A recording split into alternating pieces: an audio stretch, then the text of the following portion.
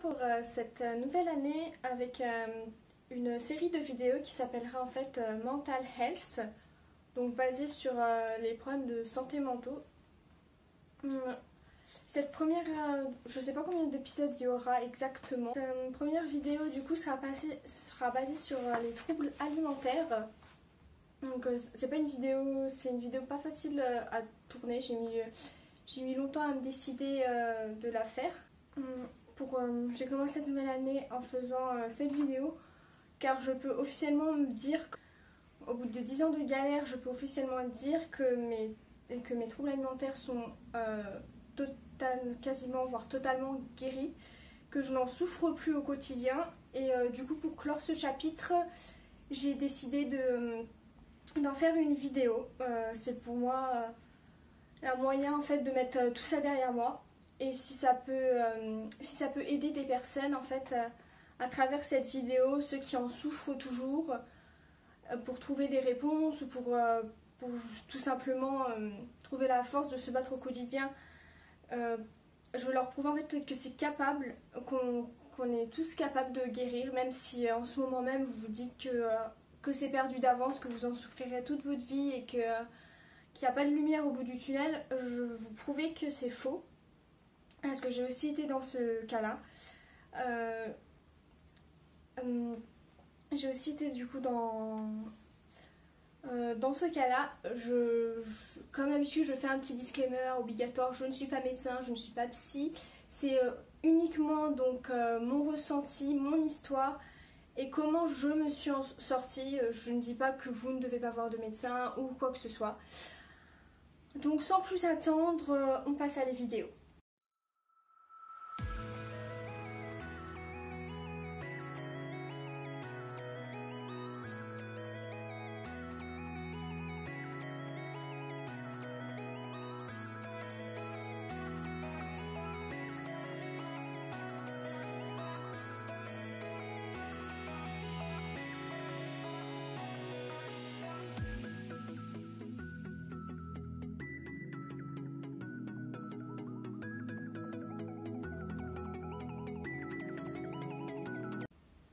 Donc j'ai mes petites notes parce que c'est en timeline, du coup je suis obligée que je vais finir par oublier quelque chose. Alors moi mes TCA en fait ils ont commencé quand j'avais environ... j'ai commencé à peu près à penser plus régulièrement à la nourriture quand j'avais environ 12 ans. Je devais être au collège et en fait... il y avait en fait une amie à moi qui sautait des repas régulièrement parce que dès qu'elle était frustrée ou énervée ou quoi que ce soit, elle mangeait pas.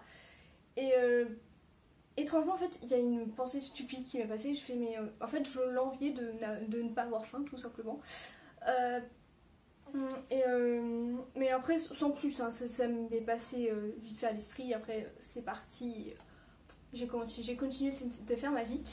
Donc le collège est passé etc. Et c'est du coup en arrivant au lycée, donc je crois je devais avoir 15 ans ou 16 ans, je crois que c'est comme ça par là que ça commence le lycée. Ça commence à remonter à loin. Du coup je devais avoir 16 ans quand mes réels troubles alimentaires ont commencé à faire surface. Ils ont fait surface sans que je m'en rende vraiment compte. À savoir que j'ai mis longtemps à comprendre d'où ça venait, comment c'est venu et en fait j'ai jamais réellement mis des mots dessus. Même à ma famille je leur ai jamais vraiment dit je pensais comme ça et c'est pour ça que j'ai arrêté de manger. Même moi ça m'a mis un certain temps, ça doit faire genre 1 an ou 2 ans où j'ai vraiment mis des mots dessus et je me suis dit bah en fait c'est ça que je recherchais en fait quand j'ai arrêté de manger. Du coup donc ça a commencé aux alentours, donc j'avais 16 ans et en fait bon j'ai toujours été mince hein, je devais avoir cette corpulence avec quelques kilos en moins. Mais j'ai toujours été mince, je mangeais pas gras ou quoi que ce soit, je mangeais des légumes tous les jours. Enfin, dans ma famille, on n'a jamais mangé, on n'avait pas le rebonbon ou quoi que ce soit, donc forcément, le McDo et tout ça, on connaissait à peine. Hein. On n'avait pas vraiment le droit d'y aller. Du coup, en fait, j'ai commencé à sauter des repas, tout simplement. Je me souviens pas vraiment comment ça m'est venu à l'idée de sauter des repas, mais j'ai commencé à moins manger. Donc au début c'était le petit déjeuner, tout simplement. Je prenais, enfin je vais pas vous expliquer non plus les tips, les astuces des personnes qui souffrent de troubles alimentaires, c'est pas du tout mon but.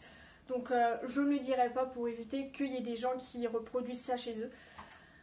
Donc j'ai commencé à sauter le petit déjeuner et donc après j'allais en course du coup sans manger. Et au début, du coup, j'avais aussi... Et après, en fait, le midi, je sortais du lycée, en fait, pour aller dans un parc avec mon meilleur ami, où du coup, ça me permettait de pas manger, prétextant tout simplement que j'avais pas faim, que la nourriture de la cantine, de toute façon, elle était pas bonne, etc. Et du coup, je faisais ça, en fait, automatiquement, sans avoir pourtant à l'esprit, je veux maigrir, en fait. J'avais juste pas envie de manger. En fait... Je me suis rendu compte après, c'est le challenge que j'aimais bien. Le fait est que moi, j'arrive à pas avoir faim, j'arrive à pas manger. Et les gens me disaient, mais comment tu fais pour pas manger, je t'envie, t'as trop de la chance, etc. En fait, c'était une fierté pour moi de me dire, bah ouais, moi j'arrive à pas manger pendant plusieurs heures, voire plusieurs jours. Et j'en suis fière. Et les gens, en fait, ils sont étonnés. Et du coup, c'est comme si je pouvais être un modèle en mode, ouais... T'es quand même balèze en fait de pas pas manger, de pas avoir faim. Et j'étais en mode ouais. Et du coup en fait ça me poussait à continuer en mode bah voilà. Mais ça avait pas l'effet recherché en mode je me trouve grosse, j'ai envie de mincir. Absolument pas en fait. Ça c'est beaucoup une première idée reçue. On veut en fait maigrir pour ressembler aux filles des magazines. Et être absolument mince. Il y a beaucoup d'idées reçues en mode oui, les filles veulent absolument, elles ont des magazines de mode et tout, placardés et tout. Alors oui, il y en a beaucoup, ça commence comme ça, elles veulent ressembler aux filles des magazines, avoir le taille gap, etc. Être super mince. Mais il y a des cas où ça s'explique pas et c'est pas du tout le but premier en fait. Parfois il vient beaucoup après et le but premier en fait c'est pas d'être mince, ça peut venir par un traumatisme ou quoi que ce soit, et après ça peut devenir obsessionnel au point de se dire je vais être la plus mince possible. Donc voilà, déjà je voulais clarifier ce point là, c'est pas forcément parce qu'on veut être la plus mince. Dans certains cas oui, dans d'autres, donc faut pas généraliser. Donc moi je recherchais surtout beaucoup le challenge et du coup les paroles que les gens me disaient à l'époque, ça m'encourageait en fait dans ma voix. Sans qu'eux ils le sachent, ils y pouvaient rien, ils savaient pas ce qui se tramait dans ma tête. Mais du coup moi j'étais plutôt fière. Et sachant qu'à l'époque je me pesais pas du tout, hein. Vu que c'était pas mon but, je ne me pesais pas. Et du coup je continuais, sachant qu'à cette époque j'ai aussi commencé à fumer. Du coup en fait la cigarette en fait ça coupe l'appétit. Alors forcément pour moi c'était d'autant plus bénéfique, ça me poussait à consommer du coup de la cigarette. Et du coup je consommais de la cigarette au lieu de consommer des repas. Donc pas du tout faire, j'en suis pas fière, absolument pas. Je vous rassure, je ne fume plus depuis, ça m'est passé. Et donc voilà, et après c'est un peu plus tard, je sais pas du tout vers quel âge, j'ai commencé à me peser. Chose que j'aurais jamais dû faire. Sachant que je sais plus combien de kilos je devais faire aux alentours peut-être de 46 kilos, 47 kilos. Pour mon âge, c'était correct, sachant que je faisais 1m56. Je crois que je faisais 10 kilos pile en dessous de la taille. Vous savez, avec l'IMC, on est obligé de faire 10 kilos pile en dessous de sa taille, etc. Sachant que l'IMC, ça veut tout dire et rien dire, sachant que ça... je vais pas rentrer dans les détails, mais en fait, l'IMC, c'est n'importe quoi. Et du coup, moi, je faisais tout pile, hein, c'était parfait. C'est parfait, mais je voulais moins. Encore pour me challenger, en mode jusqu'à combien je peux descendre. Du coup, j'ai continué à sauter des repas, etc. Donc je mangeais uniquement le repas du soir parce que j'étais chez mes parents, j'étais chez ma mère encore à l'époque, et je voulais qu'elle se doute de rien. Du coup, je prétextais que j'avais beaucoup mangé à midi, donc que j'avais pas envie de fromage, ou on avait le choix entre le fromage ou le dessert, donc je prenais un fruit en dessert. Je disais que j'avais beaucoup mangé, du coup j'évitais de manger entièrement mon assiette, ou bien tu vas aux toilettes et tu le rejettes, etc. On a diverses astuces encore que je passerai parce qu'il y en a des tonnes et des tonnes. Et du coup, donc ça a continué pendant plusieurs années. Et c'est ma sœur, la première, qui a commencé à se poser des questions. Sachant qu'elle aussi a souffert de troubles alimentaires. Donc elle a commencé à se poser des questions par rapport à mes habitudes alimentaires. Etc. Moi j'étais dans le déni total, hein. J'étais pas malade. J'étais absolument pas malade, j'allais bien, j'avais pas faim. Mais je me pesais très régulièrement. Du coup tous les soirs, je sortais la balance, je faisais très attention parce qu'elle grinçait en plus à l'époque cette balance. C'est une vieille balance à pile. Donc quand je montais, je mettais l'eau en route pour éviter qu'on se doute que je me pèse, etc. Et le plus bas que j'ai me suis pesée, je crois que je devais faire 40 kilos. À savoir que ça se voyait pas du tout, hein, que j'avais maigri. Enfin, à mes yeux, même en voyant des photos, je me trouvais pas extrêmement mince en fait. Je trouve que ça se voyait pas, sachant que j'ai les os très lourds, etc. Mais ça se voyait absolument pas en fait, que j'étais très mince. Enfin, contrairement à l'extrême maigreur qu'on peut voir dans beaucoup d'anorexie, je trouvais que ça se voyait pas. Et du coup, le plus bas, je jonglais entre 39 et 40. Sachant qu'à partir, je crois qu'en dessous de 40 kilos, on peut te forcer à te faire interner. Bon, ma mère m'a souvent menacé de me faire enfermer dans un hôpital, mais honnêtement, je pense qu'elle l'aurait jamais fait. Parce que ça coûte bonbon. Et du coup, donc voilà, donc j'étais descendue à 40 kilos. Donc, et après, en fait, ma mère s'en est rendue compte et du coup là elle me checkait tout le temps. C'est-à-dire que dès que j'avais fini ma douche, j'étais obligée de me faire peser. C'était soit ça, donc soit elle m'autorisait en fait à checker mon poids, soit elle m'enfermait dans un hôpital. Mais sachant que elle était quand même très limite agressive en fait dans ses paroles. Du coup ma soeur, ce qu'elle avait proposé, c'est que ce soit elle en fait qui check. Bah, voilà, sachant qu'elle a une manière beaucoup plus douce d'approcher le sujet vu qu'elle le connaît. Donc c'est elle qui me surveillait un peu plus sur les repas, etc.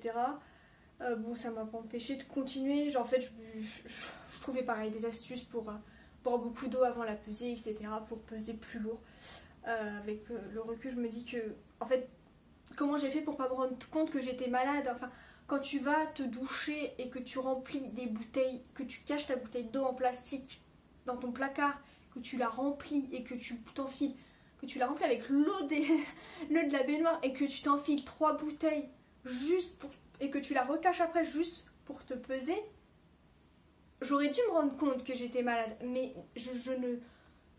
pour moi c'était normal. Je ne me rendais absolument pas compte que j'étais malade.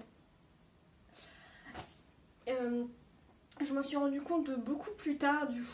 Je sais pas quelle heure, je sais pas quelle date il est sorti, le documentaire de Demi Lovato qui s'appelle Stay Strong en fait, qui raconte justement son combat contre les troubles alimentaires.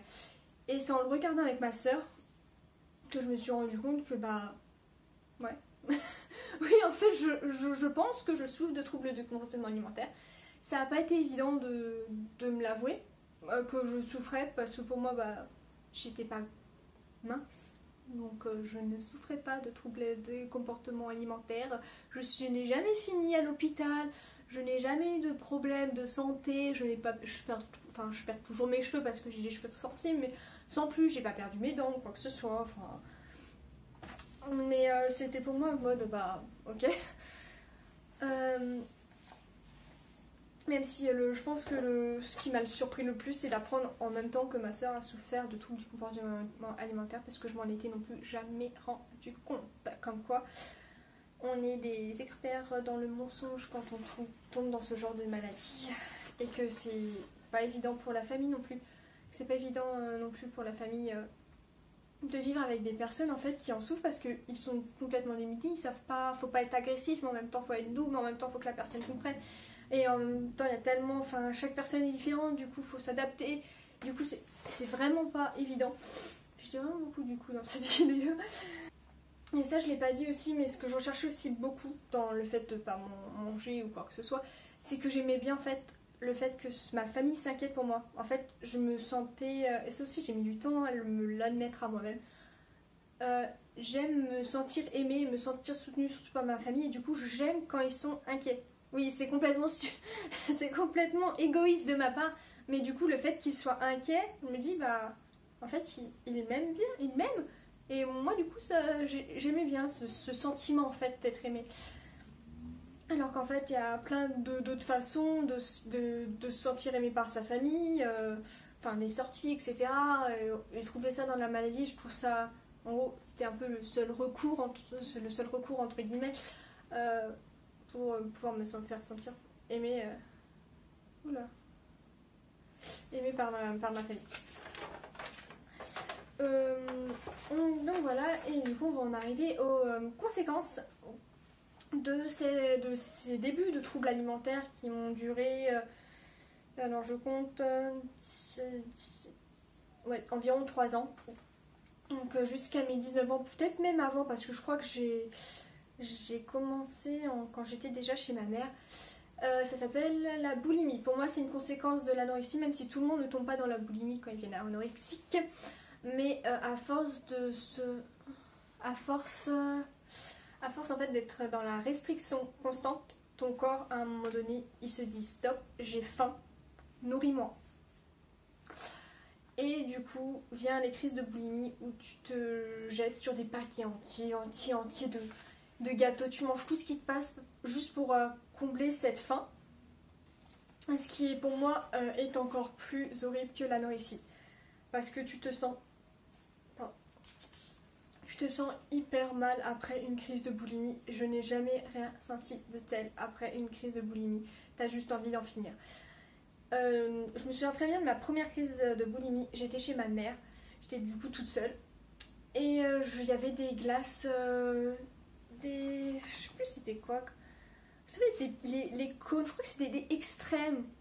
Bref, il y en avait plein dans le congélateur. Et j'ai dû m'en enfiler 10. Devant mon ordinateur, comme ça, je les enfilais.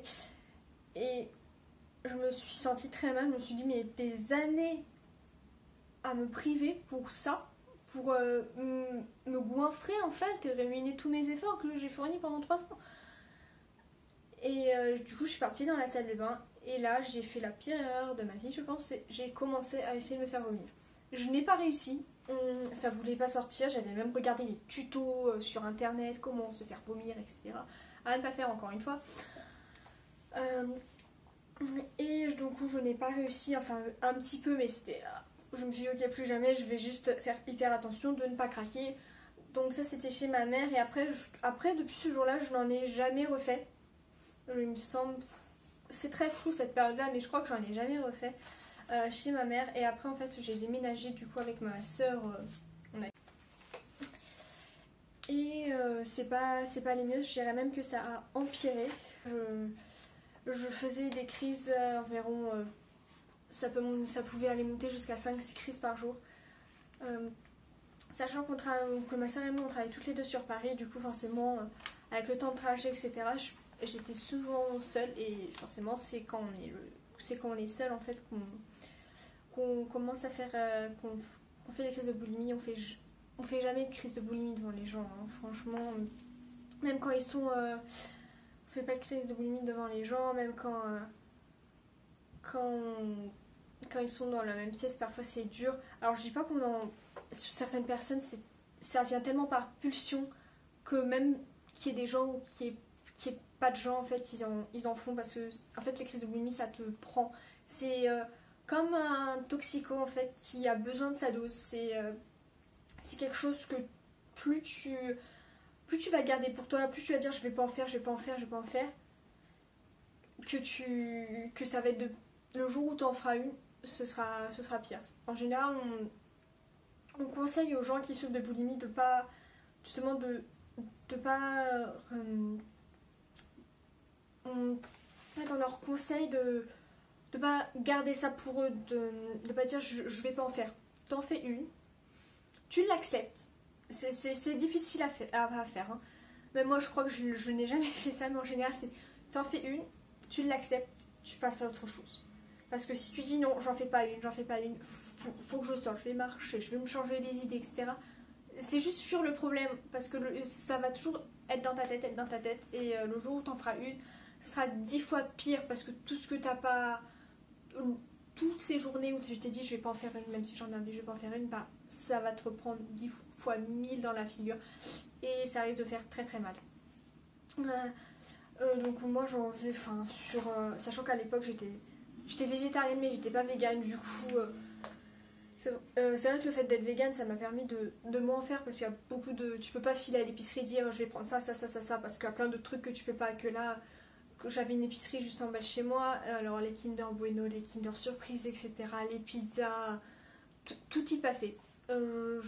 Surtout j'avais des tickets restaurants, du coup je prenais mes tickets restaurants et j'achetais pendant mes jours de congé, et je m'asseyais sur le canapé et je m'enfilais tout, je jetais tout à la poubelle, je descendais le jour même à la poubelle pour pas que ma soeur ait des doutes, et bien évidemment je vomissais tout dans les toilettes, parce que malheureusement j'avais appris à me faire vomir, je réussissais à me faire vomir très facilement, du coup je pouvais en faire 5 d'affilée, comme ça, manger, me faire vomir, manger, me faire vomir, ce qui est très très très fatigant à la longue, parce que ça nous met dans des états. Alors le après, c'est genre l'extase, c'est comme si tu prends ta drogue,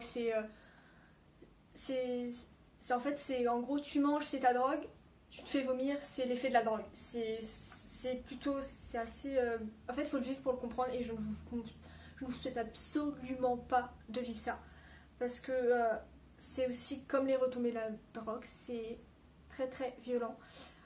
On se met dans des états pas possibles, forcément on se pèse, alors si on voit qu'on a pris 200 grammes avant notre crise, forcément on va se tenter de se faire vomir, on va pas y arriver, etc. On va vomir du sang, c'est hyper dangereux. Alors moi j'ai eu beaucoup de chance, j'ai une santé de fer. J'ai jamais eu de problème de santé, j'aurais pu faire une crise cardiaque, j'aurais pu je sais qu'à force de se faire vomir, on peut avoir des irritations, un manque de... Je sais pas, un manque de quelque chose à force de se faire vomir ou quoi que ce soit. Moi, j'ai vomi du sang, mais je n'ai jamais eu quelconque problème de santé par rapport à la boulimie. Contrairement à l'anorexie, où j'avais une grosse période d'aménorrhée, c'est-à-dire que j'ai pas eu mes règles pendant 1 an. Bon, ce qui ne m'a pas plus étonnée que ça. Moi, au bout d'1 an, j'ai fait hey maman, j'ai pas eu mes règles en fait depuis 1 an, je te préviens maintenant. Et le lendemain, je les ai eues, donc il n'y avait pas de soucis, mais ça c'était plutôt le bon point, avoir mes règles, moi ça me dérangeait pas. Mais c'est pas, quand on n'a pas ses règles, c'est pas très bon signe en général, c'est plutôt que t'es pas en forme, quoi. Et pareil là, mais par contre je n'ai pas eu de problème de santé par rapport à la boulimie. J'avais un peu mal à la gorge à force de me faire vomir, mais mes dents étaient en bonne santé, mes cheveux étaient en bonne santé. Je ressentais parfois un petit peu de fatigue, mais sans plus en fait. C'était plutôt moralement que c'était très très très difficile à gérer, parce que en fait c'est exténuant, hein, de toute la journée de se gaver comme une oie et de tout recracher à chaque fois. Bien évidemment je faisais tout pour pas que ma soeur soit au courant. Mais j'ai fini par lui dire, parce que à force qu'on commence à remplir le vase il finit par déborder, et un jour j'ai craqué, j'ai fait genre j'en peux plus, pourquoi j'arrive pas à guérir en fait, tout simplement. Il y a plein de gens qui arrivent et c'est juste de la nourriture, et toi t'es incapable de guérir de ça en fait. Et encore l'anorexie ça me paraissait tellement simple à guérir, et la boulimie j'avais l'impression de pas m'en sortir, ça m'a quand même duré ça m'a duré 4 ans je crois, enfin c'est une période interminable. Je me suis dit mais je vais jamais réussir à être heureuse en fait, à m'en sortir de ces troubles alimentaires, et que ça va me suivre mais toute ma vie. Je voyais qu'il y avait des filles à 30 ans qui souffraient de troubles alimentaires, je me suis dit mais je veux pas que ça me suive toute ma vie.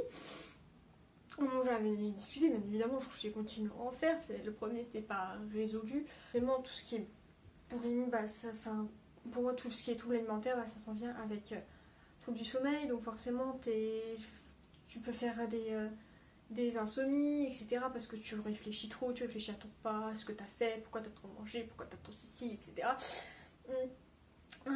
Donc les périodes, j'en ai parlé. La dépression, forcément. Il y a beaucoup de gens qui quand ils souffrent, je fais pas une généralité, hein, peut-être qu'il y a des cas, etc. Mais qui n'en souffrent pas, mais en général, tout ce qui est trouble alimentaire, ça vient de la dépression. Il y en a beaucoup qui finissent par juste déprimer, avoir des pensées noires. Voilà. Et donc l'hyperactivité, quand tu es anorexique, tu es en fait tu peux pas, t'arrives pas à te poser. Je sais que moi je partais à la salle de sport à 10h du matin et je revenais à 14h et je faisais que du cardio. Pendant 4 heures, c'était que du cardio. Le truc qui ne sert absolument à rien. Parce que surtout que les calories brûlées sur les machines, c'est complètement factice. Hein, c'est une indication, mais en soi, faut pas vraiment les suivre. Et je me suis dit, j'ai brûlé tant, je peux m'autoriser à manger tant. Ou j'ai fait une crise, et ça, moins, ça de moins sur ma crise. Du coup, il faut que je mange moins. Je m'autorisais, je sais plus combien de calories je m'autorisais, mais je crois que je m'autorisais à des 500 calories par jour ou des trucs comme ça, ce qui est complètement aberrant, sachant que le corps, pour qu'il fonctionne au moins normalement, 6200 calories minimum. Si tu as une activité physique, c'est forcément plus. Sachant qu'aujourd'hui, je suis au moins à 2000 calories par jour. Qui l'eût cru il y a quelques années, je me dirais, tu verras dans 10 ans, tu mangeras 2000 calories par jour et tu diras, ah, pourquoi j'arrive pas à manger plus? Dans cette période du boulimie, j'ai commencé à retourner petit à petit à ma période anorexie. Mais forcément, vu que la boulimie, elle était là, elle revenait dans le plein fouet, même quand j'essayais pas à manger. À savoir que j'ai fait un truc très stupide, c'est commencer à m'inscrire sur des sites de forums pro. Alors, c'était vraiment pas une bonne idée. C'est des sites que je bannis totalement et que je ne comprends même pas pourquoi ils sont autorisés d'être sur de telles plateformes. C'était des forums complètement en anglais, je ne vous en mettrai absolument pas les liens et j'espère qu'un jour il y a des gens qui passeront par là et qui les supprimeront parce que pour moi c'est inciter à la maladie en fait. Alors même s'il y a des gens, ça tombe en fait il y a des gens qui se sentent très seuls et du coup qui veulent parler à des gens qui ont les mêmes problèmes qu'eux, mais il y a où ça incite aussi beaucoup à la maigreur. Il y a des challenges 200 calories par jour ou ne rien manger pendant 2 semaines, etc. Et je me suis inscrite sur ce genre de... Personne ne le sait, mais je me suis inscrite sur ce genre de site internet et j'ai essayé de faire des challenges, etc. De maigrir avec eux et tout. J'étais inscrite sur des groupes WhatsApp, un truc totalement malsain et je suis bien contente d'avoir banni tout ça de ma vie. Et j'espère qu'un jour ces forums-là seront interdits sur la plateforme. On peut avoir des forums d'entraide. Je suis totalement pour les forums d'entraide pour que les gens puissent en parler, pour que les gens qui n'ont pas de famille derrière eux puissent justement trouver du réconfort et des conseils. Mais ce genre de forum qui incite à la maladie, qui incite aux gens de m'écrire, qui dit cool, t'as été à l'hôpital, pour moi non. Enfin, sur le moment quand j'y étais dedans, j'étais ouais, c'est cool. Le pire c'est que c'est comme un aimant, c'est que quand une fois que t'es dessus, tu as du mal à partir. Et le truc c'est que tant que tu es pas parti, tu peux pas guérir en fait, vu que c'est toujours là dans un coin de ta tête, t'es toujours inscrit quelque part dans un coin de ta tête et officiellement maintenant je suis plus membre de ce genre de forum, je me suis désinscrite que cette année. Même si j'y allais plus, je me suis désinscrite que cette année officiellement, donc que l'année dernière, en 2021. Je me suis désinscrite que l'année dernière de ce forum et je suis très très contente. Donc c'est grâce à un ami que je me suis désinscrite de ce forum parce que c'était très dur pour moi de m'avouer que ça aussi, fallait que je le bannisse et de m'avouer aussi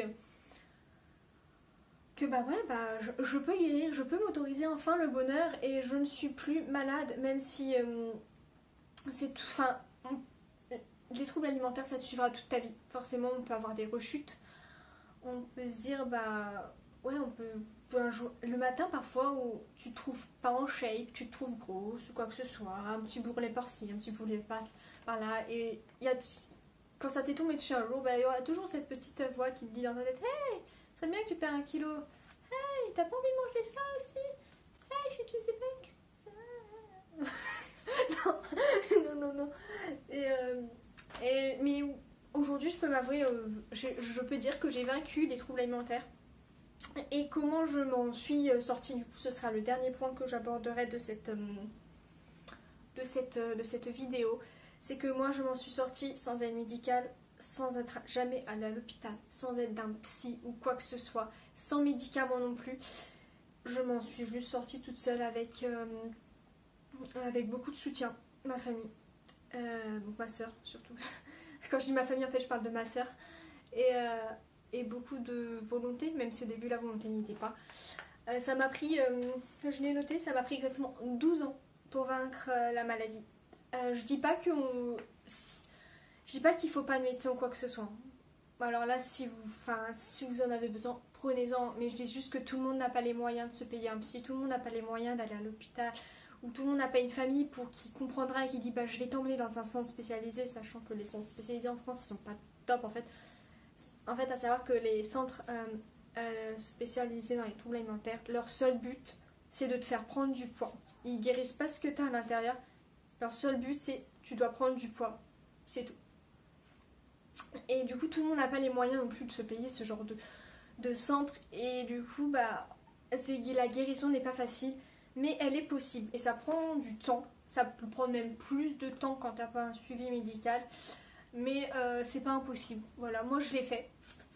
Ça m'aura pris 12 ans, mais je l'ai fait accompagnée du coup de ma soeur, ma meilleure amie aussi qui était là, même si elle était un peu impuissante, elle savait pas trop quoi faire, surtout quand tu habites à des milliers de kilomètres, c'est pas évident non plus d'être là. Moi, donc, ma soeur m'a aidé un peu à guérir, à comprendre, à parler, je savais qu'elle sera toujours là pour moi, etc. Mais ce qui m'a vraiment aidé dans la finalité de ma guérison, c'est que j'ai réussi à... En fait, il faut se trouver des buts, des passions, quelque chose qui te nourrit, autre que ces troubles alimentaires. Souvent, on a tendance à se dire, bah, je suis plus une personne en fait, je suis la maladie. Je vis à travers ça. C'est que si j'ai plus cette maladie, je suis quoi? Qu'est-ce que je fais dans ma vie si j'ai plus cette maladie? Bah, j'ai rien d'autre, j'ai que ça. Il faut se trouver un but, une passion, quelque chose qui te fait vibrer, quelque chose qui te fait vivre au quotidien. Moi, c'était la musique, j'ai beaucoup été à des concerts, j'ai eu la musique, j'étais fan de plein de groupes, j'allais à des concerts, etc. Mais ce qui m'a vraiment redonné le goût à la vie, ça a été la musculation. C'était une vraie découverte pour moi parce que je faisais du sport à outrance avant et c'était que du cardio. Et quand j'ai commencé un peu à la musculation, etc., je me suis trouvé une véritable passion parce que je faisais vraiment ce sport pour moi, pour me remettre en forme. Et à côté de ça, en fait, la musculation, ça vient aussi à beaucoup. En fait, c'est deux pôles. C'est à la musculation et la nourriture. Ça va ensemble, forcément. Et du coup, j'ai appris un peu...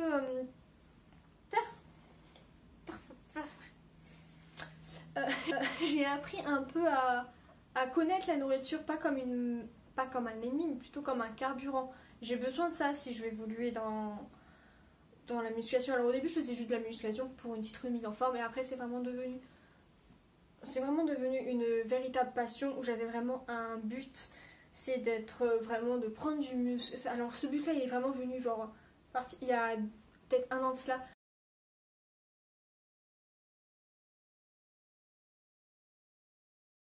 Un but ultime, du coup, j'ai commencé à partir de l'année dernière, j'ai commencé à manger plus régulièrement, à faire 6 repas par jour, à augmenter mes calories, etc. Et en fait, j'ai commencé à faire, entre guillemets, ami en fait avec la nourriture, à apprendre à la connaître, à savoir comment elle était composée, qu'est-ce qui était bon, qu'est-ce qui était mauvais, sans non plus tomber dans l'orthorexie, qui est un autre trouble alimentaire qui est l'obsession de manger ça. Alors ça, c'est encore autre chose, mais il y a des gens, quand ils commencent à manger ça, ça devient une obsession. Et ils font attention à tout. Lui, non. Ça, non. Ça, non. Ça, non. Ça, non. Mais par contre, apprendre à savoir connaître les aliments, à un peu vivre avec et savoir comment ils étaient faits, ça, c'est plutôt bon sans pour autant se priver. Personnellement, moi, je me prive jamais. Tous les mardis, j'ai mon petit goûter. À 16h, je loupe pas pas mes petits gâteaux, etc. hein. Je ne me prive de rien, malgré que j'ai des buts en termes de shape et de musculation. Je vais pas me priver parce que je sais que me priver, ça pourrait redéclencher des crises de boulimie. De même que j'ai essayé aussi de calculer mes calories. Je n'en suis pas capable. J'ai réessayé, mais ça peut me faire reprendre mes crises de boulimie. C'est pareil. Il y a des petites choses aussi comme ça qui restera toute ma vie et que je sais que du coup, ça, je ne peux pas faire. Il y a des gens qui, voilà, qui pour leur but, pour leur objectif en sport, etc., ils se restreignent tout. Moi, pour le moment, je ne peux pas parce que j'ai toujours cette peur. Peut-être qu'un jour, bien que je sois guérie, peut-être qu'un jour, je me dirai, ok, je peux peut-être faire une sèche, etc., réduire mes calories sans pour autant tomber dans l'extrême, etc. Mais pour le moment, j'avoue que ça me fait encore un petit peu peur, même si j'ai pris du recul dessus, je me dis, on sait jamais. Ce qui m'a aussi permis d'avancer dans ma vie, c'est que, parce que surtout qu'après j'ai encore redéménagé et j'ai commencé à vivre seule, j'ai adopté un chien et du coup ça m'a donné un but dans ma vie, c'est que je vis pas que pour moi, maintenant je vis aussi pour mon chien parce que sans moi, mon chien, qu'est-ce qu'il va devenir? Tout bêtement, il a besoin de moi, elle a besoin de moi du coup, vu que c'est une fille, elle a besoin que je sois en bonne santé, que je sois en forme pour elle. Aussi pour faire des balades, pour que je joue avec elle. Mais si je suis un légume et que si j'accorde tout mon temps à aller me gaver et me faire vomir, voilà quoi. Elle a besoin de sa maman aussi. Et donc un autre point du coup que j'ai noté, bien évidemment, c'est être entouré des bonnes personnes. Pas des personnes qui vont te critiquer, ni des personnes qui vont être toxiques pour toi et te pousser au fond. C'est des personnes qui vont même quand toi t'es au plus bas, c'est des personnes qui vont te prendre, qui vont te relever en mode keep your head up. Continue, regarde plus loin et nous on est là. Même si t'es au plus bas, tu n'es pas toute seule, tu es là. Il faut s'entourer pas forcément de sa famille. Parce que parfois la famille, ça doit être notre famille. Pour moi la famille c'est les gens sur qui tu peux compter. C'est pas forcément la famille du sang. Pour moi celle-ci, elle peut... La famille, ça peut être les amis, ça peut être les frères et sœurs. C'est des gens qui seront là et qui vont pas t'enfoncer, qui ont toujours été là et qui seront toujours là après, avant et pendant. Et un dernier point, du coup, ce qui m'a aidé. Donc moi, c'est ce qui m'a aidé, mais peut-être que vous, du coup, en regardant cette vidéo, vous dites, je peux moi aussi, ça aussi, ça pourrait m'aider, du coup, je vais voir, machin, etc. Donc moi, ce qui m'a aidé, c'est, j'ai écouté quelques podcasts aussi. Donc ça s'écoute aussi surtout qu'il y en a plein sur Spotify quand tu fais le ménage ou quoi que ce soit. Des ondes positives, en fait, il faut que vous vous imprégniez d'ondes positives. Mais c'est pas évident, mais et pas envier ces ondes positives en disant oh elle a trop de la chance, elle est mineure, etc. Non, faut vous imprégner et vous en inspirer. Pourquoi pas vous en inspirer aussi. Il y a plein de vidéos YouTube. Moi, ça m'a aidé aussi de voir des vidéos YouTube de gens pareils qui ont souffert de troubles alimentaires ou d'autres maladies, etc. Et qui ont continué d'avancer, qui vivent de leurs rêves, de leurs passions, etc. Alors oui, je pourrais les envier, mais non, au lieu de ça, faut au lieu d'envier, en fait, il faut grandir avec et s'en inspirer pour se dire, pour nous permettre en fait d'avancer. Et donc The Last Point, moi aussi c'est avoir un mode de vie, c'est un mode de vie qui me correspond. À savoir que au jour d'aujourd'hui, ça fait plus de 7 ans que je suis végétarienne, ça fait plus de 2 ans, ça fait même 3 ans quoi. Je crois que je suis 100% végane, donc écologique, j'essaie d'être un peu minimaliste, je suis aussi dans le bio, etc.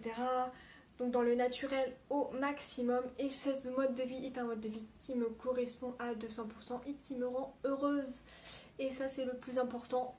Tout commence en fait par se recentrer sur soi, trouver sa place dans la vie et se sentir heureux et épanoui. Et une fois qu'on a trouvé cette envie, je dirais pas l'épanouissement parce que j'ai eu des coups encore l'année dernière ça n'a pas été une année facile pour moi, je vous en parlerai dans un autre épisode, mais essayer de trouver du coup cette